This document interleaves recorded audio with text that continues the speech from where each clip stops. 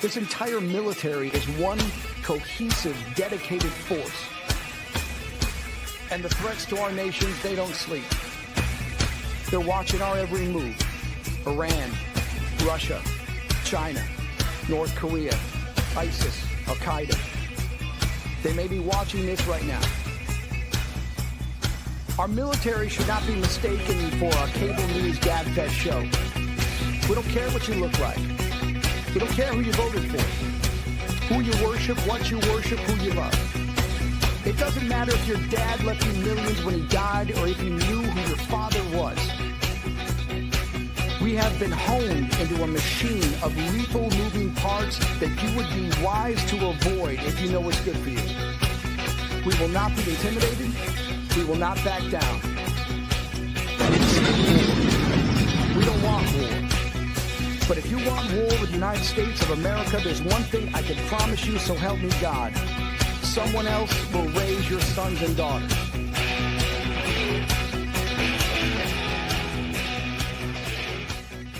Military Broadcast Radio, the station that's giving veterans a voice. Find us on the web at mbradio.us.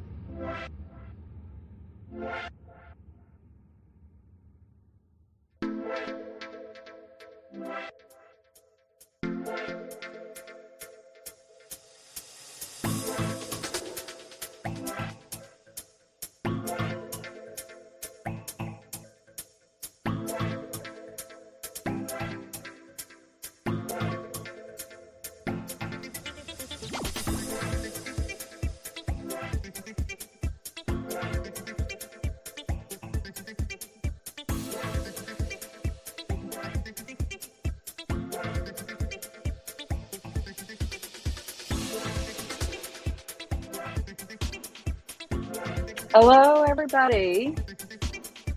We're live. This is Eva with the From Pain to Purpose radio show. And welcome to Saturday. This is February 15th, 2025, the year of our Lord. And I, sometimes in my people garden, if y'all know what I'm talking about on the people garden side of things, I come across some people that are just very interesting. And, sometimes I'm going to use this word stalk loosely, but I stalk people and I'm enthralled with what their story is, because if y'all watched my debut show a couple of weeks ago, I think many of us have a From Pain to Purpose story, but we just don't quite know how we embrace that in our lives. And sometimes it's a catalyst that we go through something ourselves, or something starts from someplace else. And, inevitably, these are things that help us grow in life. But we sometimes, like me, I now become more informed about a variety of topics, and I think it's very useful to share. So I'm really excited about my guest that's coming on today. Let me go ahead and do this. I'm having some technical problems here, so if y'all will hold. The interview of the week is brought to you by Jersey Mike's, a sub above. All right, so let me introduce Mike Land. So, I live in North Texas, work in the DC area, but so Mike Land has been in the cancer industry for 28 years, grew up in Dallas, Texas, and moved to McKinney in 1995 to raise his two sons.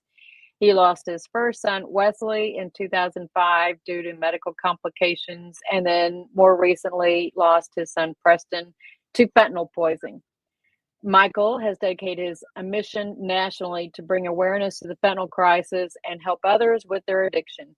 He is standing up for all parents who have lost loved ones so that their children are not just numbers. Michael served on the board for Serenity High School and also serves on the Collin County Board of Texans Against Fentanyl. Michael also mentors those who struggle with addiction, grief, and suffering at his church through a biblical based steps program. And I love the way you worded your bio, Mike, because I saw that and thought, in many ways, it is like for Memorial Day, as a veteran, we say their name, and you have to always say their name, so they're not lost. So, feel free to go ahead and start taking it away and kind of tell a little bit about your story. Yeah, thank you for having me. But so I'm gonna go through my bio again, thanks to you. But I never wanted to be in this position. I never would have thought I would be doing this. I never wanted to do this. But 4 years ago, January 5th, I lost my son to fentanyl poisoning. And it's something that no parent ever thought they would have to do is, of course, have a funeral for their own child. And I especially never thought when I got that call that day that I would be doing it for my second child. Yeah. I don't expect that. And so, for the first year after he died, I was in a lot of pain, a lot of anger, as most people would be. But then I just realized that, hey, I'm going to use this suffering as a purpose. And the best thing I can do is, as a parent of a child that, he was 25 years old when he died, I looked at it as a blessing that I even had him. He was a gift.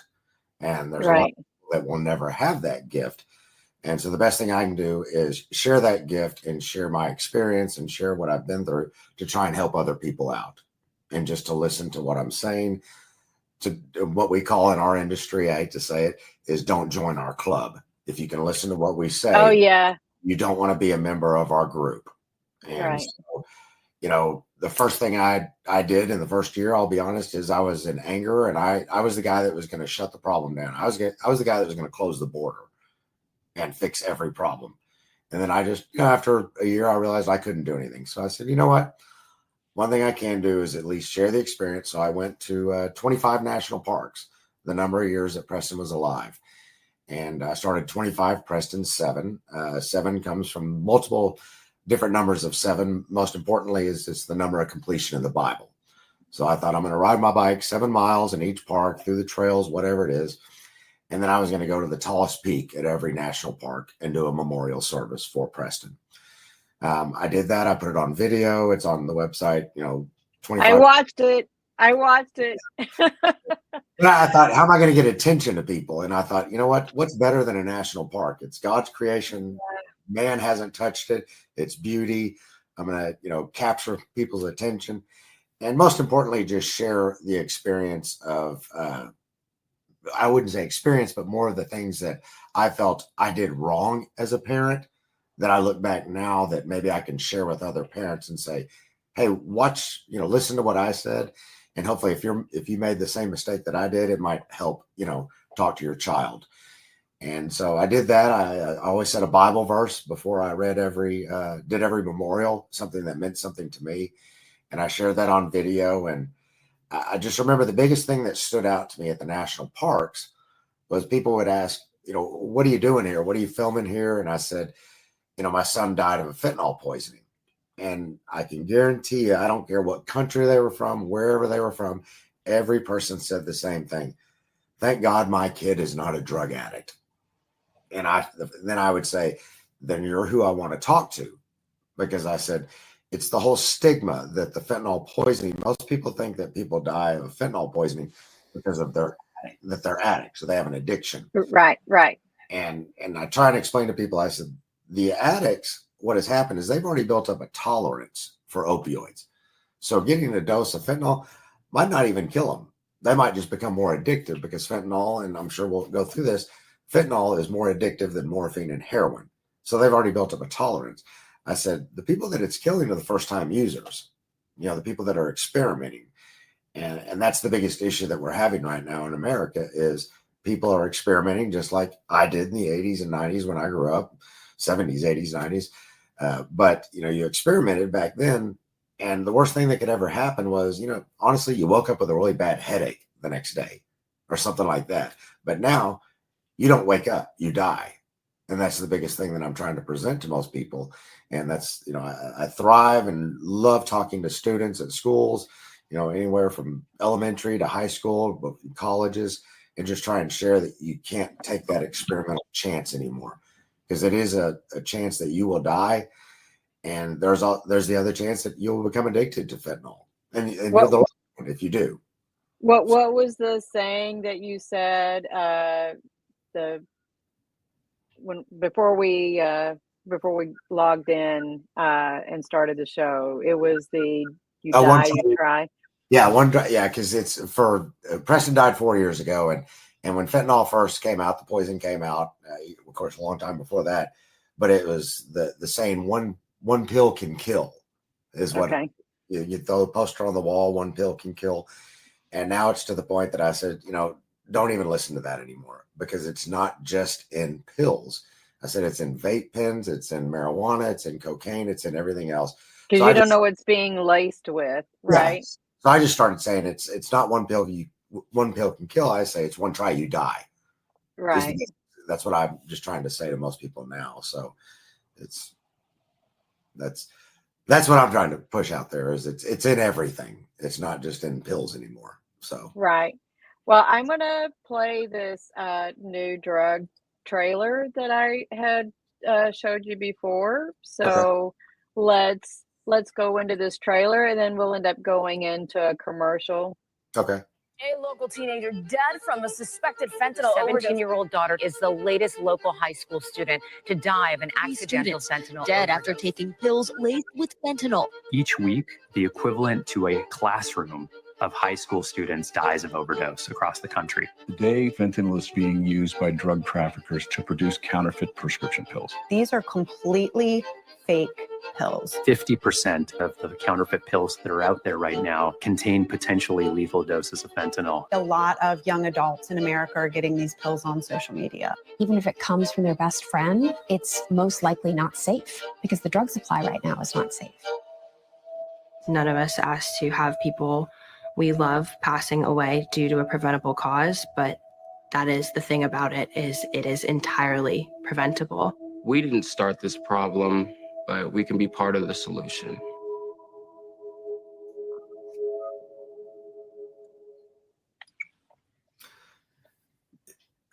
I look at that. That's pretty powerful, isn't it? Very powerful. I will say that the 50% are lethal. I will say that as of 2023, 2024, that 7 out of 10 pills that the DEA confiscates have a lethal dose in it. And I love the person that said that, it's a classroom full that we're losing. Just some numbers that most people don't realize is we've lost more people to fentanyl than if you were to add up the Vietnam War, the Afghan War, the Iraqi War combined. We have lost more people to fentanyl. We lose on average about 300 people a day. About every 4.8 minutes, somebody dies of a drug overdose in the United States. And 70-something% of those people were fentanyl related. So it's like a plane crash every day. And that doesn't make the news every day either. No, and that's one thing we've fought with, is why it's the stigma and shame part of this. I remember when COVID was, rampant, and we would have a toll on our TV screens every day, the number of deaths, number of people dying of COVID. Why aren't we showing this every day? And it comes down to a stigma and a shame issue. Most people, it's like, well, these people are just drug addicts. They're dying. They're second-class citizens. We don't care about them. So nobody produces the numbers. I mean, it's more people died the first year that Preston died than, the number of years he was alive in all the wars that happened during his. I mean, it's the leading cause of death from 18 to 50 now, and it's the most increasing cause of death from 0 to 17 years old. So it's something that it will affect everybody. Somebody will know of somebody. A John Hopkins research did that 1 out of every 5 Americans knows of somebody that's died of a drug overdose. And so effect, and it's, I will say with the numbers that the death toll has actually gone down in fentanyl deaths, but the poisonings have actually gone up. And I'm sure we'll discuss Narcan. That's the reason for that, is why the death's gone down, is because we're promoting Narcan out there to people and to share Narcan with people. And we actually, I like to share it with the people that are actually using drugs. It's the motto of don't use alone anymore. Please take a Narcan. That way, if somebody goes down, give them the nasal spray of Narcan or naloxone, and that will, save their life. So wow. Well, I think we're going to go ahead and go to commercial. When we come back, we'll start going through that PowerPoint I put together. I really enjoyed looking at all of the I'm a nerd. I'll admit I'm a nerd. I don't like having guests on that I haven't researched something in the, in the topic. So we'll go to commercial and come back and start jumping into the PowerPoint. Perfect. Thank you. Okay. Yep.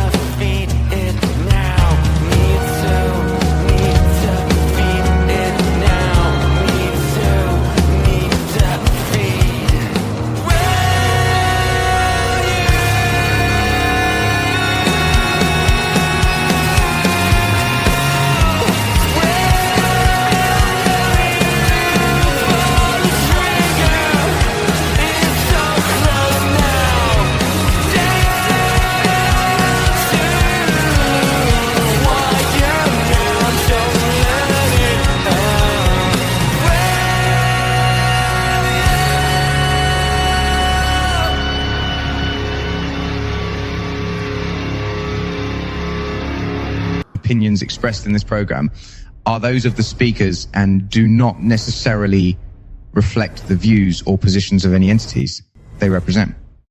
Find us on the web at mbradio.us. Hi, thank you, and welcome back. I am here with Mike Land. My name is Eva Fulton. I am the host for From Pain to Purpose radio show on MBR Talk Radio. And, this is where we as veterans have a voice. We use this platform to not only have a voice as veterans ourselves, but giving others a voice. And for those of you who don't know, I do have a documentary called From Pain to Purpose. That's how I launched my show 2 weeks ago. And I have been following Mike on social media for a while now, and was really intrigued by his story and what he's been through and experienced with, the fentanyl crisis issue here in the United States. And I'm going to go ahead and pop open the presentation that I talked about. This is your son, Preston, right? Correct. Yeah. Yeah. He was so handsome. Well, thank you. Yeah. So when I was doing some research, I came across I think this was from the DEA page that had some street names. I'm sure that there's a way for, the people who use the dealers and the buyers, may change the names or some variant thereof. But I thought it was interesting what these were. So if you're a listener, I'll go ahead and read off what these street names as a sample are. Apache, China Girl, Chinatown, Dance Fever, Friend, Goodfellas, Great Bean, He-Man, Jackpot, King Ivory, Murder 8, and Tango and Cash. And that's from the USDEA. So I don't know. Have you heard any of those? I've heard some of them. It's just amazing how I'm not that creative, but it's, wow. It's. Yeah.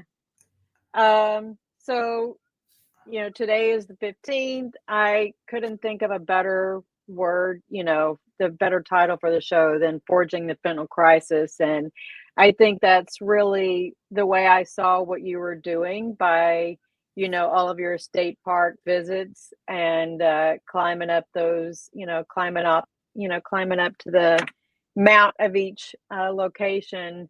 That's what you were doing. You were doing this journey, climbing up for them, and not just for Preston, but for any of the other victims. Does that sound about right? Yeah, I did it for two purposes. One was it was a grieving process for me as well. It was for me to finally speak about it, and talk about it, the death, and because I know a lot of people. I hate to say it, there's a lot of people out there that when you lose a child, there's an 80 to 90% chance that there will be a divorce because one of the spouses might not ever talk about it. And it just causes so I just said, I'm going to at least share it. And it helps me with the grieving process. And then hopefully that somebody one day will, not make the same mistake that Preston did and experiment. So you're right. Yeah. So it was good for me to express my feelings and share that with other people. And the one big thing that I've noticed is when I've done speaking engagements, and in fact, the group that I'm with, Texas Against Fentanyl, 5 of the most beautiful women I've ever met in my life are all mothers that have lost their children, and all kind of about the same age as Preston, about the same time frame. And so we kind of joke it's because I'm the only man, and I start seeing that a lot of men never get out and speak, and I know why. It's because we're men. We're not supposed to share our feelings. But it's not. Is it really so much about sharing your feelings? It's the awareness side of it, right? It kind of reminds me of Mothers Against Drunk Driving. We had Matt, right? And so it's always the women out there, and there are fathers. Don't get me wrong. There's a lot of fathers out there. I've got a lot of what I call brothers now that are fathers that have lost children. And but I just thought, I need to get the guys out there, and if I can get out there and cry in front of a camera and do whatever, then share your feelings. That was my hope. So. Well, I think that's very important to do in setting that kind of example. My ex-husbands are not around. Both dads are not around. So I applaud you for getting out there and doing that. So these were some facts that I found out there, that fentanyl is 50 times more potent than heroin, 100 times more potent than morphine. And I've had morphine at the VA. I can't imagine. And I've had the ketamine tunnel after I broke my back in 2021 in the ambulance, and I don't ever want to do ketamine again. That was on the ambulance. That was horrible. Right. But 2 milligrams can kill. And that just, you can't even imagine. That's just, what did you say? 2 grains? It's like 2 grains of salt, and that's 2 milligrams. And, for people that don't know, fentanyl is used for a purpose, but it's actually dosed in micrograms. I can only imagine.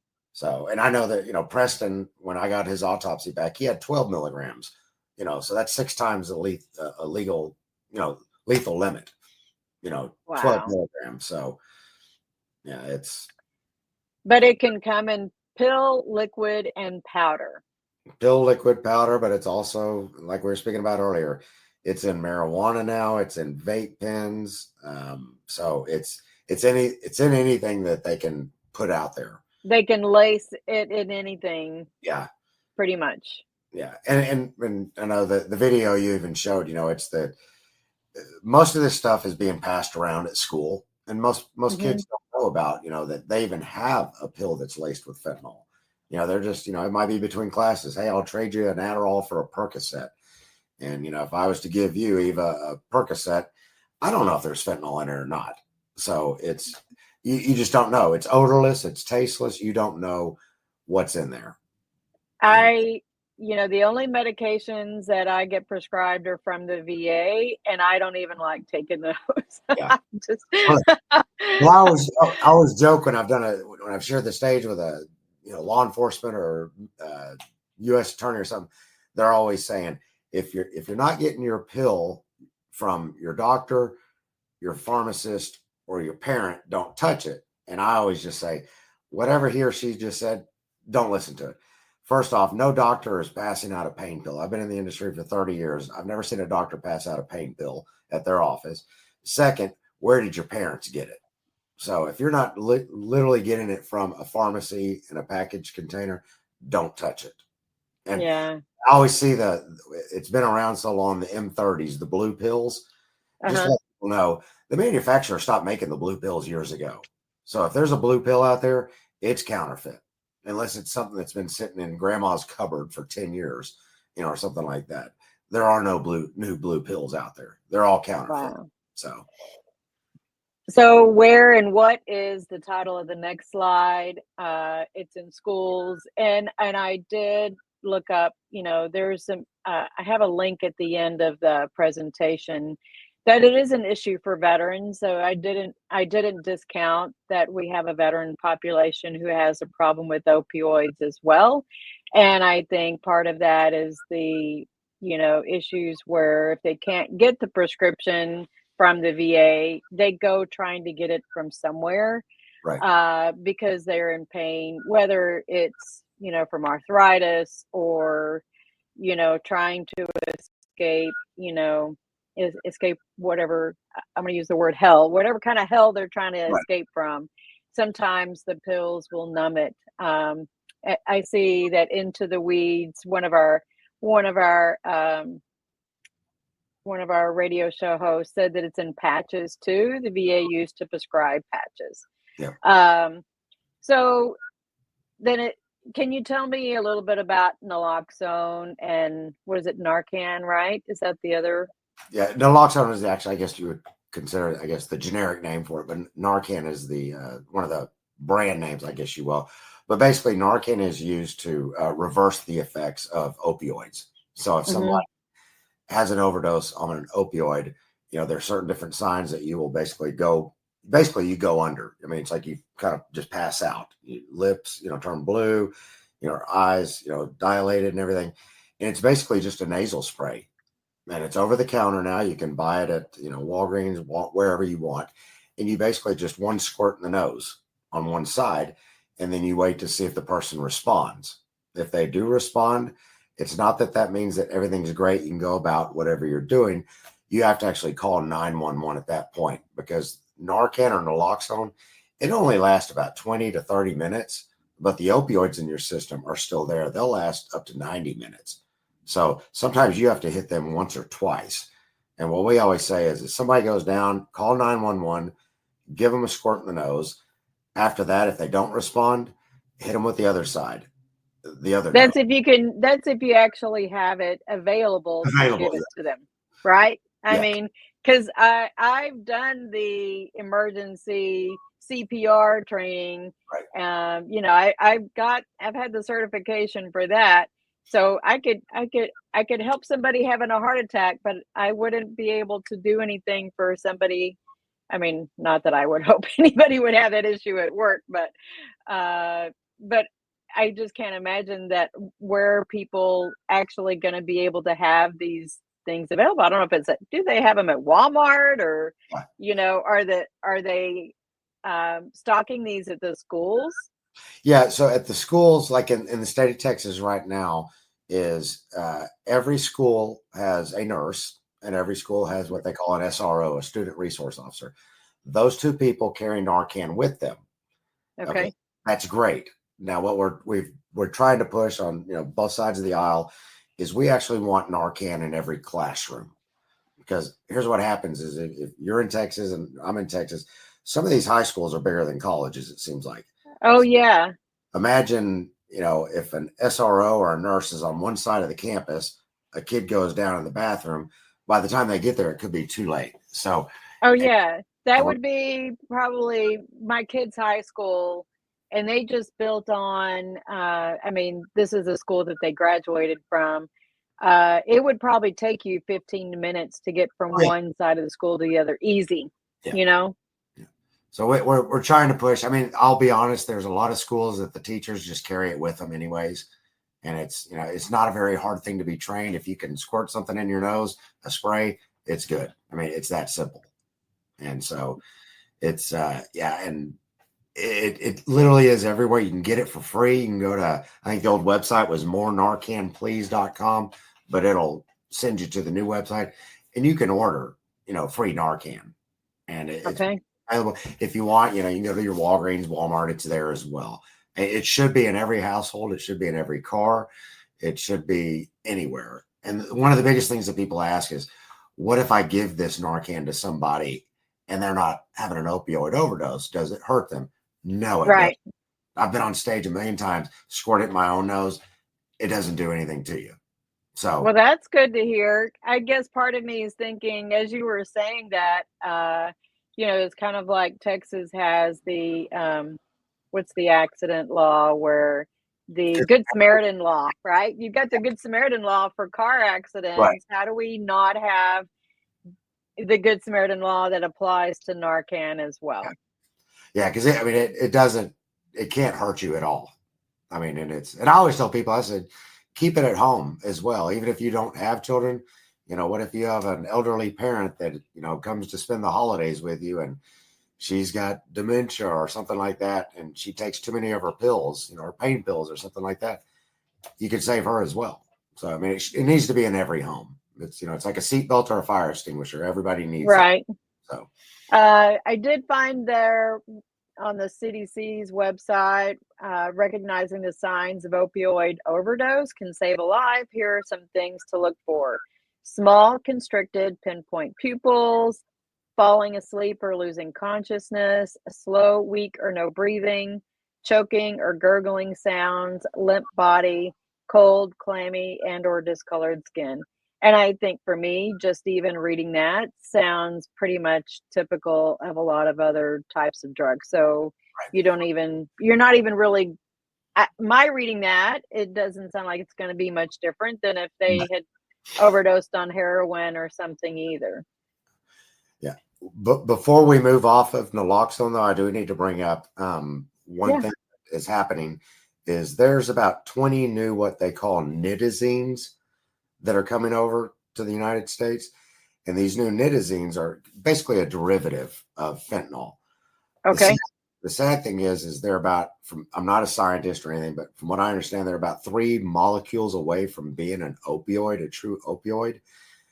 And the sad thing is Narcan doesn't work. Naloxone doesn't work for these nitazines. Oh, no. It's basically just killing you. And I know personally, February of last year, I got a call from a father saying, hey, I know you're the fentanyl guy, whatever, but I found my 16-year-old and her best friend dead in the bedroom. And the paramedic said, it looks like it's one of those fentanyl issues. And I think it's 3 months later, he texted me the autopsy, and it was actually one of the nitazines. And they had bought a little bag of cocaine, and I guess they both did a little bit of coke, and but it had the nitazine in there. So Narcan wouldn't have even helped them at all, even if 911 showed up. Oh, wow. Because they wouldn't have known what they had ingested, right? Exactly. Yeah. So, it's, and that just goes That is scary. That's scary. Why do, I'm so glad you're on the show with me. We're going to go ahead and move to a commercial real fast. I know it's 6:36, but it'll be a short, if I can find a short one. Okay.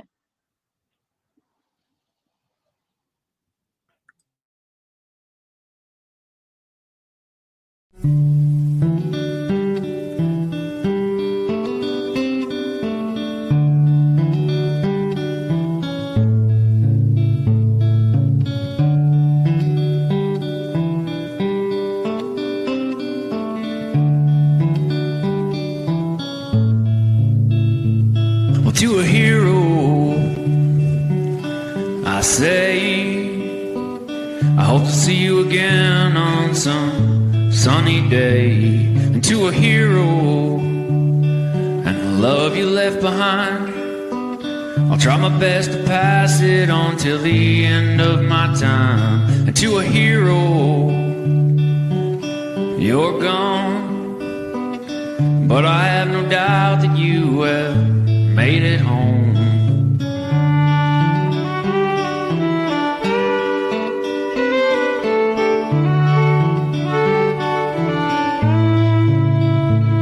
And to a hero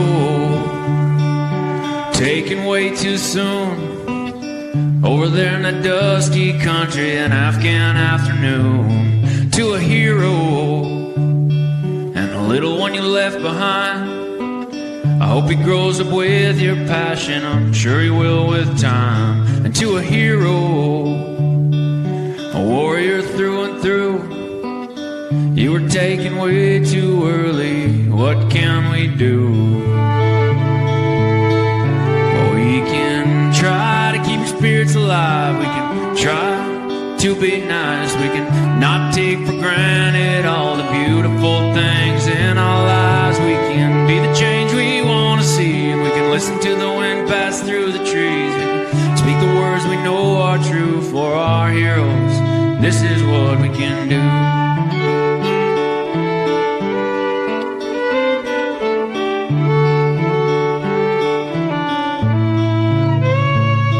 To all the heroes taken from our lives, at home or in those countries, fighting for what's right. Now we can do this for you and all your kin, and make this world a better place for your kids to grow up in. And we can try to be true, admit when we don't have a clue, and be there with the ones we love until our time is good and through. And we can be the change we want to see, and we can listen to the wind pass through the trees. We can speak the words we know are true for our heroes. This is what we can do.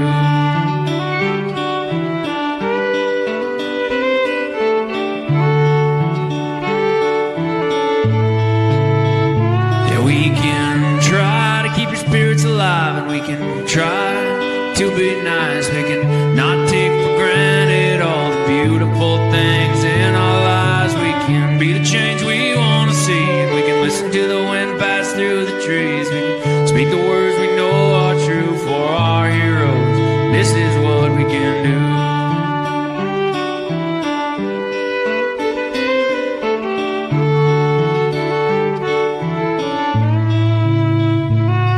To a hero, I say, I hope to see you again on some sunny day. All right, to a hero.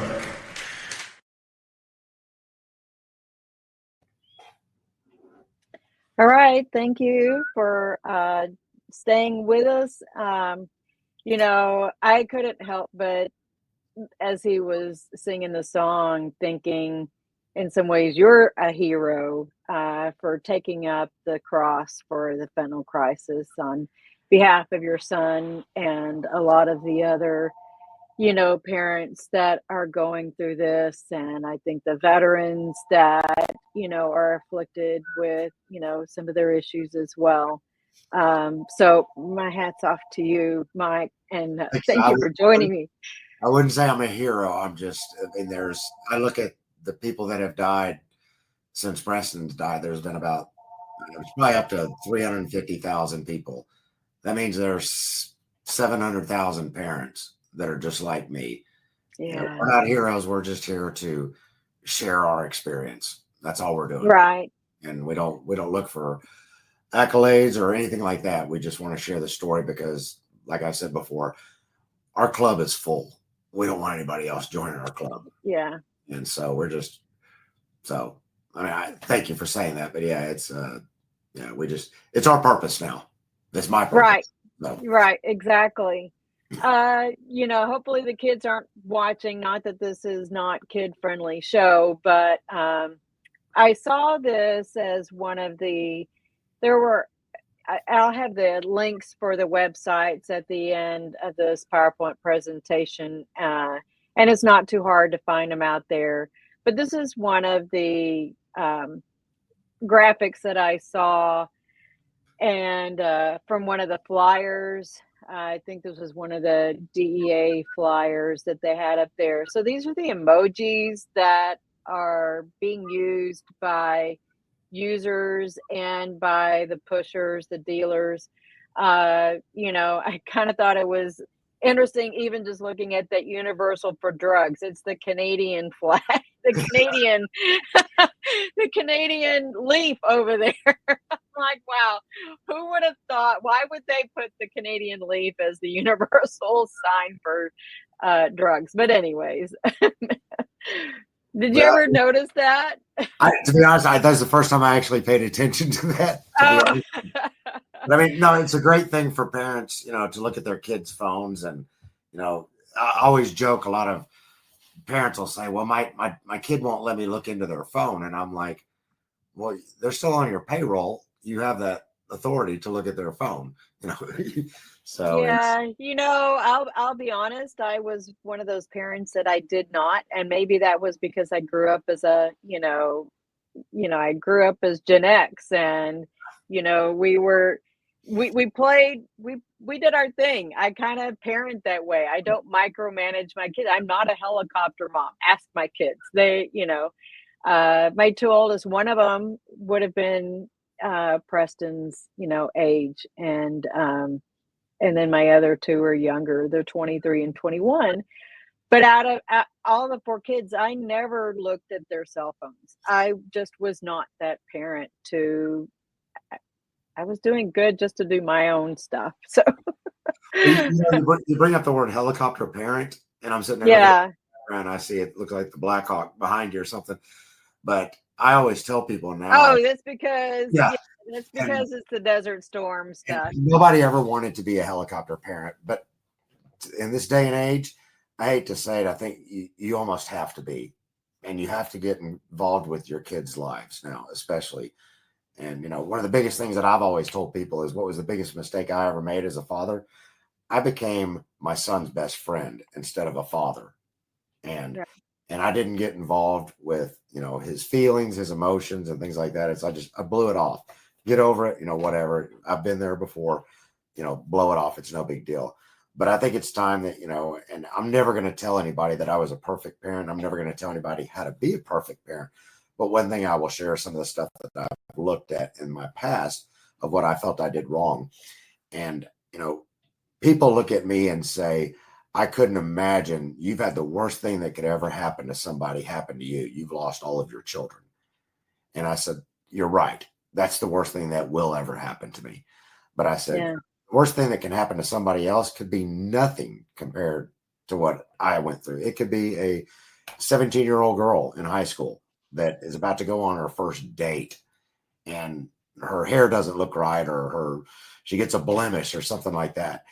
And she crying to her mom saying, I can't believe this is happening. This is the worst day of my life. And what our generation would usually say, it's no big deal. We've all been there. You know what? That could be the worst thing that ever happens to her.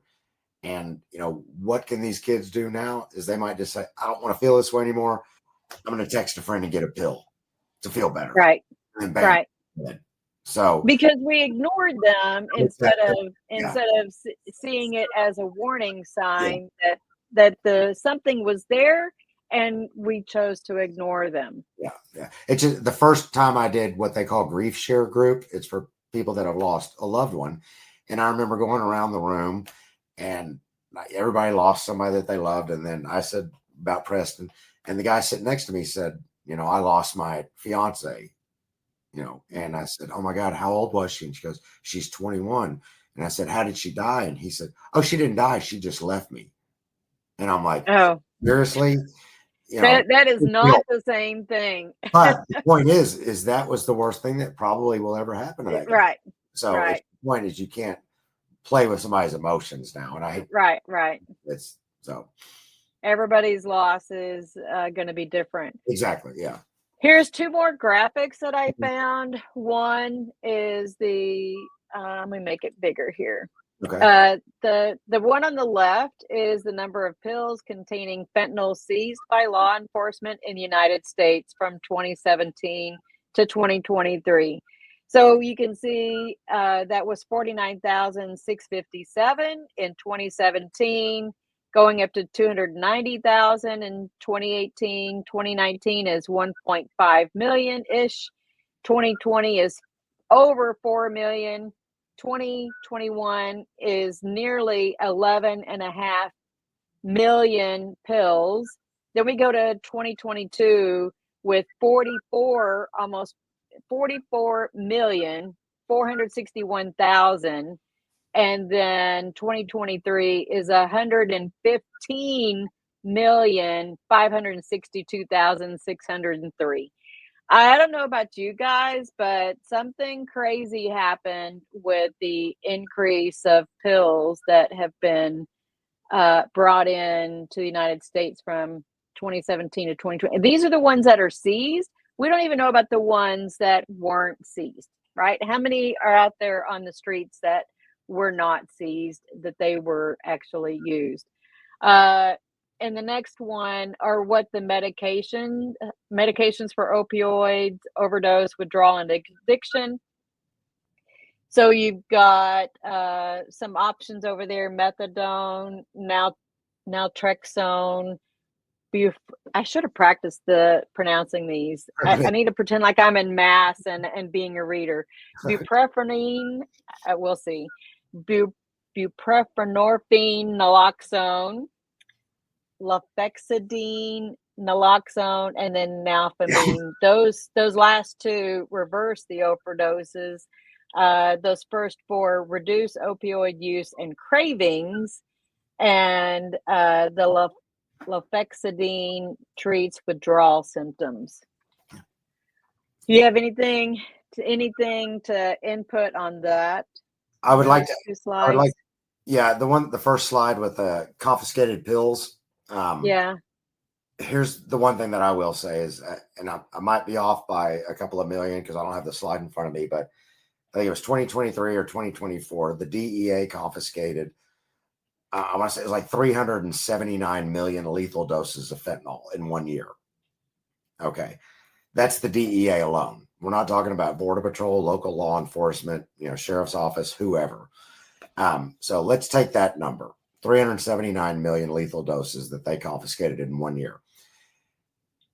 That's about 5 to 10% of what actually comes through that they confiscated.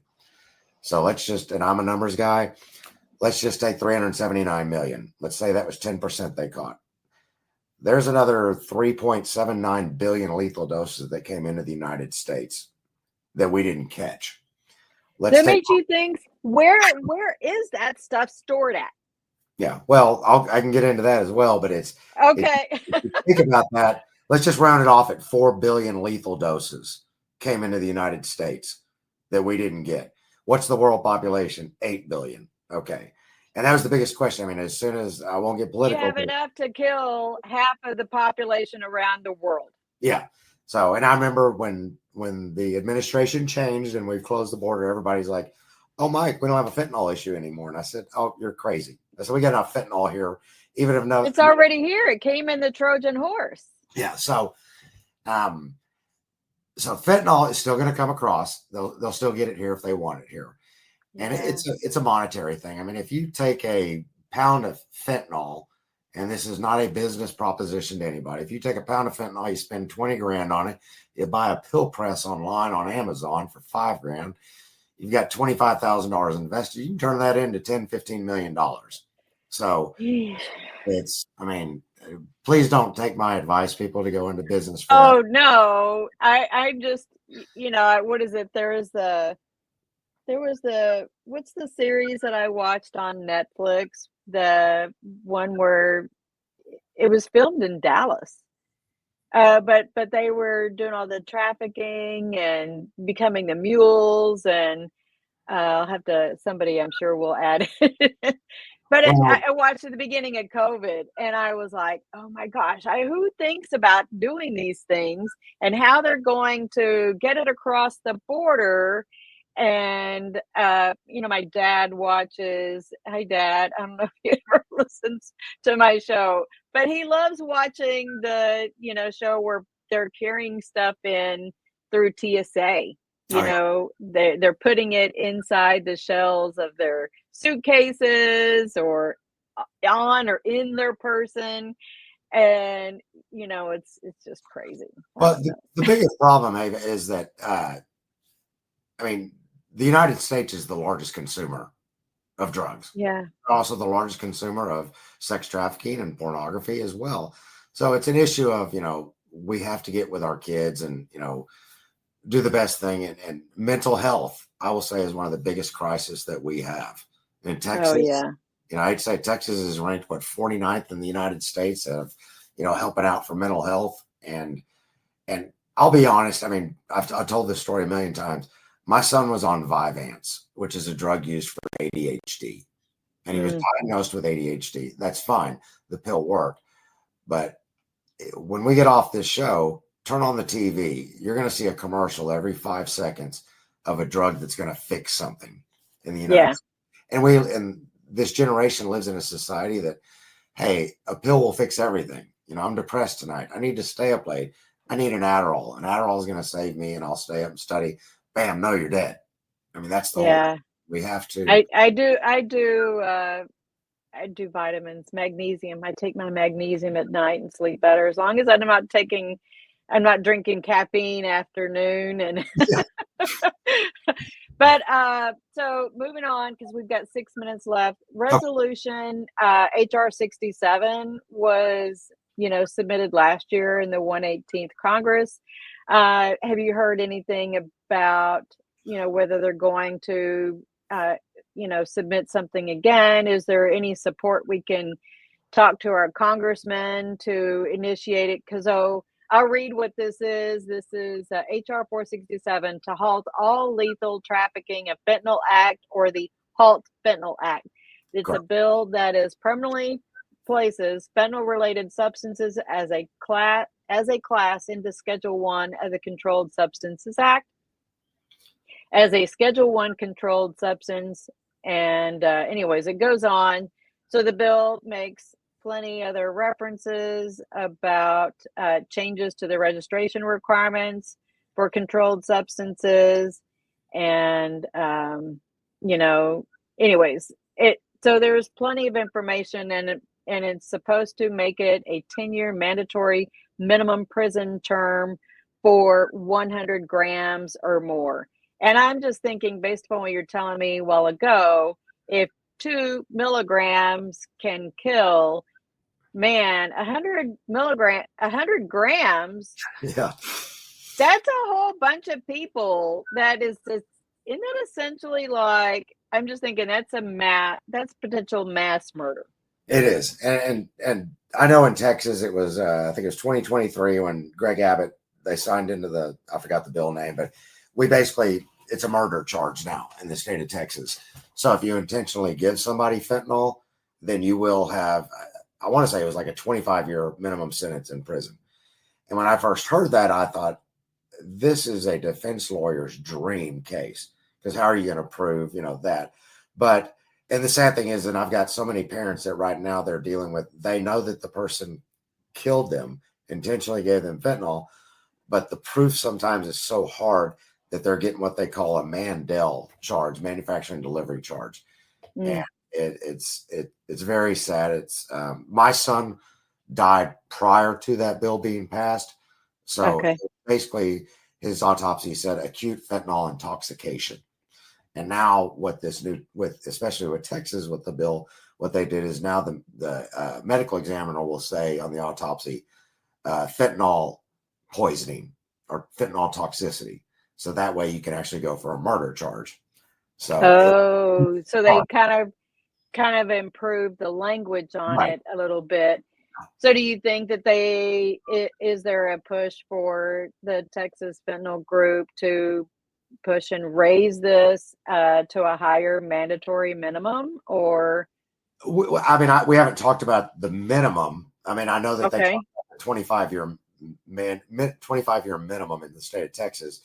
I know a lot of the times the cases will get thrown up to the feds and the U.S. attorney. Yeah. What they're trying to do is they're trying to work their way up to the cartel guys. But I will say one thing here, like in Collin County where I live, we had our first case. I think the guy got 30 years in Allen, Texas. He was sentenced. In Fort Worth, Tarrant County, a 19-year-old, they gave him 19 years.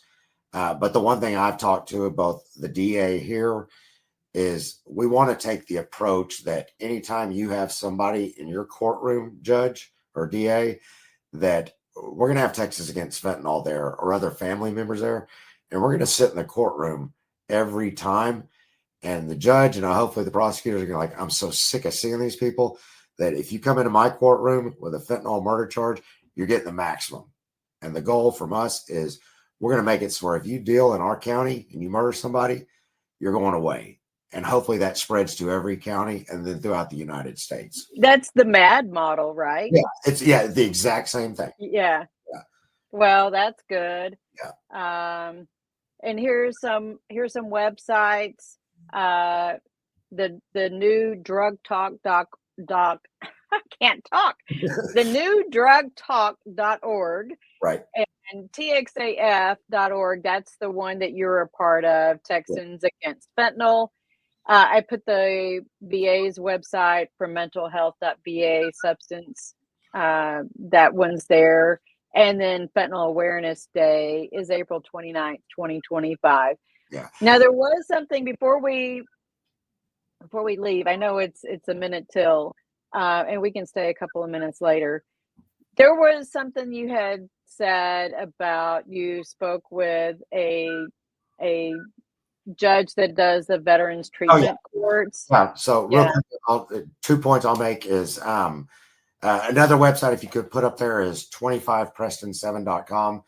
And the reason I want to put that up there, it's not to promote me. We can put it in the comments. Yeah. So the national park thing, a lot of people know about, but on March 24th, I'm leaving and I'm doing 25 waterfalls in 7 states in 7 weeks. The reason I'm doing that is basically to bring awareness to the people that have died from fentanyl. So every waterfall, I will read off the names of the people that have died of fentanyl. and I'll put it on a video. So I don't want them to be numbers. They're names. These are people. Right. Right. Yep. So that's the one thing I'm doing. And yes, there's a Judge John Roach. I forgot the district he's out of. I mean, I know he's in Collin County, but his court number, I can't remember it. But he does a veterans court, and he helps out veterans that have committed crimes. And when I watched him on a podcast, the Pink Cloud podcast, I was listening to him and I thought, these veterans are just like us parents. Imagine going off to war and, your platoon, you go into war, whatever that is, you come back with PTSD. It's kind of like the parent. We have PTSD, post-traumatic losing a child. And that gives me the purpose to go out and speak. Well, these veterans, as soon as they come back, they've lost their platoon. They've lost their purpose. They're just in normal society. So I talked to the judge and I said, hey, any of these guys that you want, guys and gals, whoever it is, send them to me. Let them come speak and give them a purpose. And that might give them something to do. Talk about something. Talk about it. Share it. And so if that's what you're asking with the Veterans Court. Yeah, yeah. But there was also, I'm going to bring up that third point that we had talked about before we started the show tonight, that you spoke with a school district and they really want to pretend like it's not in my backyard. Right? Yes. So and I don't want to get any school districts in trouble. I won't name anybody, but it's, yeah. And I've met so many people throughout the whole nation that we run into the same problem. First off, every high school in the United States has an addiction problem. I mean, drugs are everywhere. But there are a lot of school districts that say, not in my backyard. We don't have that problem. It's bad for business for us to promote it. So people always ask me, how do I talk to my schools? How can you come speak at my school? Go in there and push for us to speak. But a lot of districts won't. They don't want to bring it up. We don't have a problem here. So it's bad for Is business. the alternative being part of, PTA? Yeah, we at Texas Against Fentanyl, we actually did a Texas, I could be saying it wrong, it was the Parent Teacher Association convention. Yeah. And they did it at the Gaylord, and we spoke to all the PTA members, and they want us in there. I mean, they want us talking to it. It just, sometimes it's the higher ups that say, we don't talk about addiction here. It's bad for business. Yeah, it's maybe bad for business, but having it happen is bad for business too. Yeah. Because who wants to have the death report that is going to make the news? That's what we spoke of. And I got, even in a certain area, I won't mention the names, but I looked at the death rate in a certain area, and I looked at the cities where the deaths have gone down and where the deaths have gone up. And I started thinking, some of these school districts that let us speak, the deaths have gone down. The school districts that we don't have a problem here, the deaths have gone up. So I don't know if that's a coincidence. I'm not a genius. Wow. I mean, it's. I wonder if there's differences, political. Is there? Well, that's a whole other show. I know, but. Well, is there anything else? I hope I put the right website over in the chat over there. You said 25preston.com, right? Let's see if I can find it. 25preston7.com. Yeah. Oh, oops. All right. We will correction. Yeah, and just WW. Yeah. I mean, 25 Preston. You said 7.com, right? 7.com, yeah. Okay. So yeah, I mean, it's just I'm just a little part of a little group of 5 women, great women, and myself, and we do the Texas Against Fentanyl. We, our founder Stephanie. There's a Tucker's Law in the state of Texas that you have to bring education from 6th to 12th grade in the state of Texas. And the sad thing is they can check the box by just throwing a poster on the wall. But we want to and it's not trying to teach the kids how to do drugs. No. Compared to, having the sex talk that actually tried teaching them how to have sex. And exactly. I opted out for those things for my kids, but I definitely would have supported making sure that they are aware, of the dangers of it, So any other parting words that you can think of? I can I'll tell people, usually I'm somebody's best friend when I talk to parents about the addiction problem. And then when I talk to schools and colleges, I just ruin their buzz. They don't like me because it's like, man, I can't do anything anymore. So just the biggest thing is you can't experiment like you used to. It's not worth it. It's right. roulette. You can't take that chance. And so don't take anything from somebody that you do not, even if you know the person, don't take anything. Do not take a pill. Do not try a drug. I'm from Texas. Drink Dr. Pepper. That's the best you can do. I'm sorry. As simple as that. I can't even drink that anymore. It's too much sugar for me. But just be aware and just, like I say every day, if one person hears my story and one person lives and chooses not to make a mistake, then my son didn't die for any other reason but to save that person. No. And every other parent out there that's sharing the same story. It's not just me. There's millions of us that are out there sharing the story. So I think you had said that basically the numbers that we're losing every day is like a plane full every day. Yeah. And why is Right. that on the news? If a plane crashes, it's on the news. But 300 people die every day. And quit the stigma and shame. Quit thinking, Right. The drug addicts and I always say this when I talk at high schools. I'll ask the kids, I said, is there anybody here that, maybe wants to go to college, but then said, oh, maybe I want to be a drug addict instead. Nobody's ever chosen that life to become a drug addict. Right. Like that. And why are they less people than anybody else? I mean, and didn't you say that the highest numbers were from 0 to 17? So the most increasing cause of death now is from the ages of 0 to 17 is fentanyl. It's not the most cause of death. It is the most. It's like a secondary, right? Correct. Because the drugs are available, and it's not that they were fed it or whatever. It's that there was some kind of a secondary contact. Is that a good way to put it? Yeah, there was a case. I forget what state it was, but there was like a football watching party, and an infant was, I don't know, maybe a year old, was crawling on the floor and fell over dead. Now, what they found out is that somebody at the party had a pill that was laced with fentanyl. It dropped on the floor, but they picked the pill up, but just the little bit that fell on the floor, the child inhaled it and died. So a lot of people have seen the videos where an officer literally pulls somebody over, goes through their stuff, their bag, and then they just fall over completely. So it's just inhaling it can kill you. Wow. This is, you're welcome to come on to my show. I'm sure there might be some of the other hosts that might reach out to you too.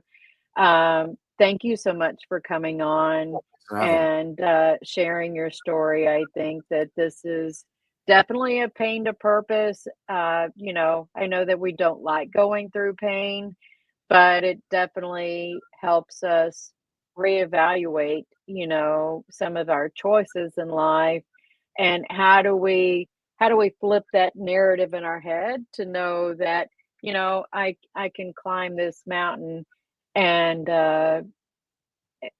get to the next side, so appreciate it. So thank you everybody for joining the show. I really appreciate your joining us. This is MBR Radio, the talk side, where we give veterans a voice, and obviously a lot of our topics are going to affect other people in the community, people we love, could be strangers, but you never can tell if we've got, the tools that we need to help somebody else. It just may save a life. So thank you for joining From Pain to Purpose. Until next week, and hope y'all have a very blessed week. If I can find the right, there we go. Thank you. I can hit it. Oh, I'm trying to do the outro.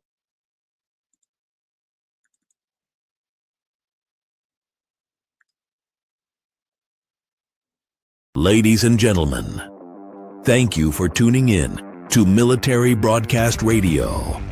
As we wrap up today's show, we want to remind you that the podcast of today's episode will be available right after we go off the air. So if you missed any part of the show or want to listen again, be sure to check it out. And remember, we're here to support and honor our veterans. Your stories and experiences matter, and we are committed to giving you a platform to share them. That's right. We're here to give our veterans a voice. So don't forget to catch the podcast and stay connected with us. Giving our veterans a voice.